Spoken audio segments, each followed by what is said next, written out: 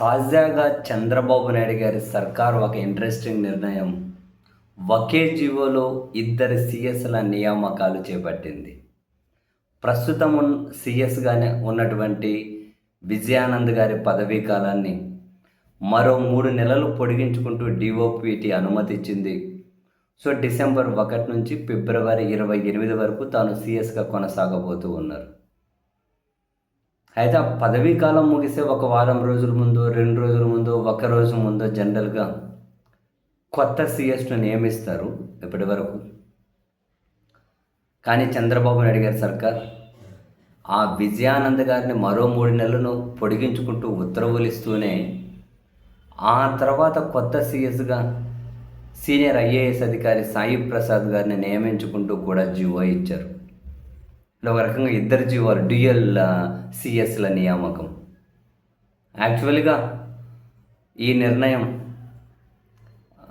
ఏవైనా ముఖ్య నిర్ణయాలను అమలు చేయడం, పరిపాలనా బాధ్యతలు బదిలీ ఇటువంటి వాటి కోసం పనికొస్తుంది అని చెప్పి నిర్ణయం ఇచ్చారు.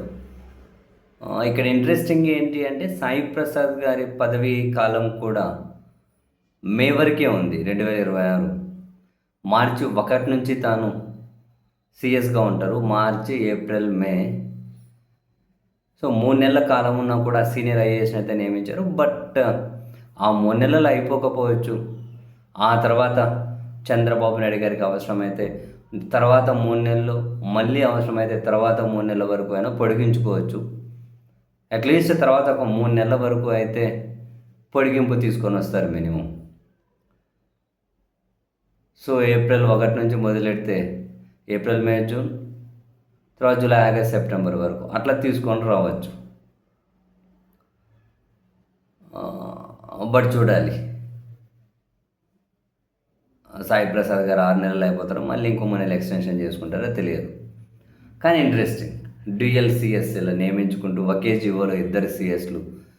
బట్ ఇంత ముందుగానే మరో చీఫ్ సెక్రటరీని నియమించడం వెనక రీజన్ ఏంట అని అధికార వర్గాలు అయితే చర్చించుకుంటూ ఉన్నా కూడా, బట్ బేసిక్గా ఏదైనా కనుక పాలనలో సమన్వయం, ముఖ్య నిర్ణయాలు అమలు చేయడము, పరిపాలనా బాధ్యతల బదిలీ, దీనికోసమే చంద్రబాబు గారి సర్కారు ఈ నిర్ణయం తీసుకున్నట్లుగా అయితే తెలుస్తూ ఉంది.